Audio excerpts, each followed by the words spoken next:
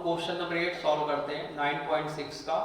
Question number 8 क्या है, 1 plus x square into में डी वाई प्लस में 2xy dx is equal to cot x into में dx दिया है। हमें इसको रैखिक अवकलन समीकरण लगा के इसको सॉल्व करना है। तो सबसे पहले इसको हम लोग रैखिक अवकलन समीकरण में परिवर्तन करेंगे, उसमें चेंज करेंगे। चेंज करने के बाद ये क्या हो जाएगा, सॉल्व करते हैं इसको।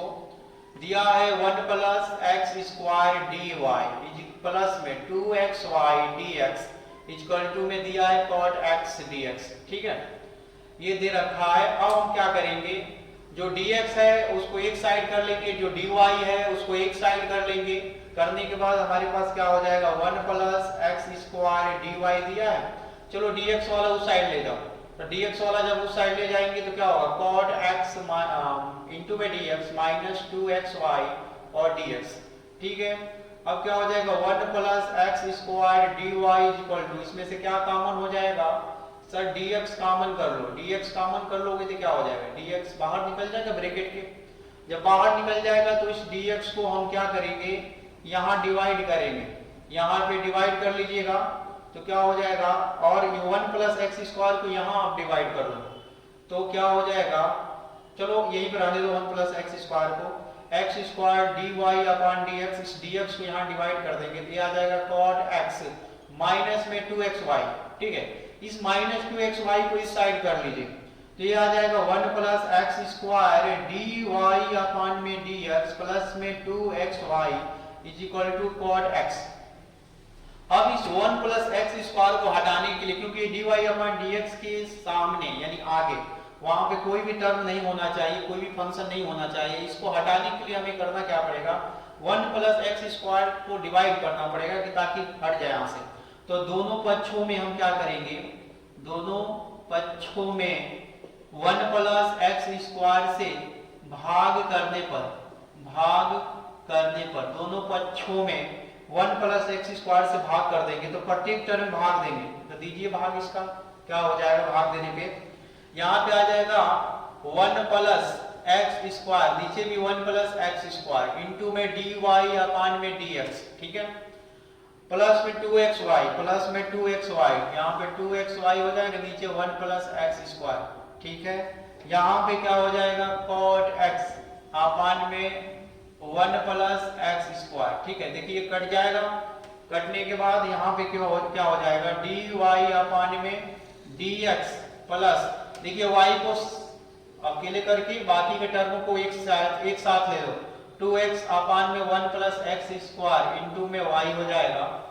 होने के बाद यहाँ पे बचेगा इज इक्वल टू में cot x अपान में 1 प्लस एक्स स्क्वायर। ठीक है, अब हमारा ये रैखिक अवकलन समीकरण के रूप में आ गया है। अब इसको तुलना करेंगे तो अपने तरफ से मानेंगे, माना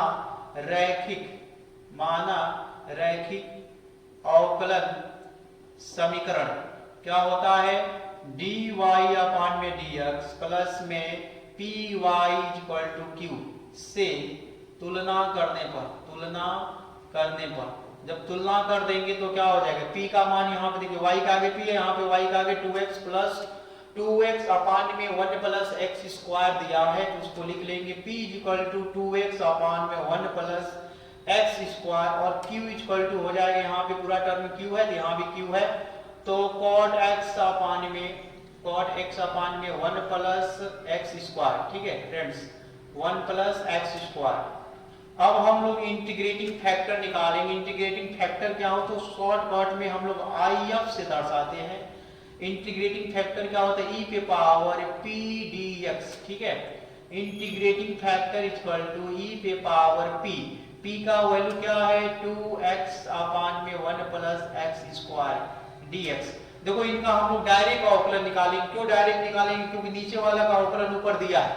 आप नीचे वाले का अवकलन करोगे तो ऊपर 2x दिया है तो डायरेक्ट हम लोग लॉग लिख सकते हैं। नहीं समझ में आता है तो चलो t मान के करते हैं। t मान के करोगे तो क्या हो जाएगा, पुट करोगे 1 plus x square equal to t और t के सापेक्ष हम लोग अवकलन करेंगे। t के सापेक्ष अवकलन करने के बाद क्या आ जाएगा, लिख दो यहाँ पे t के सापेक्ष अवकलन करने पर जब t के सापेक्ष अवकलन कर देंगे तो देखो तो यहाँ 0 हो जाएगा। ये क्या हो जाएगा 2x dx upon dt equal to में 1, क्योंकि t के सापेक्ष में अवकलन करोगे t का तो कट के 1 हो जाएगा। इस dt को डिवाइड कर लो, गुणा कर लो 1 में, तो क्या होगा 2x dx equal to dt। ठीक है, आप देखो अपने क्वेश्चन में हमारे पास 2x dx पॉलिस है, 2x dx की जगह पे हम लोग लिख देंगे dt और 1 प्लस एक्स स्क्वायर की जगह पे लिखेंगे t। तो हमारे पास क्या हो जाएगा if equal to integration of e पे power integration of 1 plus x square की जगह पे लिखेंगे t और 2x dx की जगह पे लिखेंगे dt। ठीक है, और आप सभी जानते हो कि e1 अपान t का अवकलन समाकलन क्या होता है log में t, और e पे पावर जब log होता है तो log कट जाता है, हट जाता है, बस ये जानिए।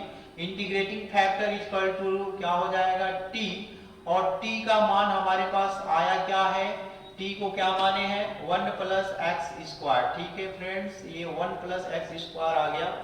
अब हम इसको मिटाते हैं क्योंकि स्पेस कम है, तो इसको मिटा लेते हैं, मिटाएंगे इसको।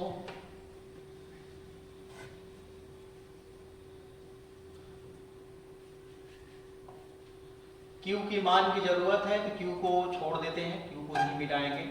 तो फिलहाल में हम लोग चलिए क्या आ गया हमारे पास, ये 8वां क्वेश्चन है। क्वेश्चन अब हम लोग एक समीकरण लेंगे जिसका नाम है y इंटू में if is equal to integration of if into में q इंटू में dx प्लस c। ये प्रोसेस है सॉल्व करने का, इसी तरह हम लोग सॉल्व करेंगे।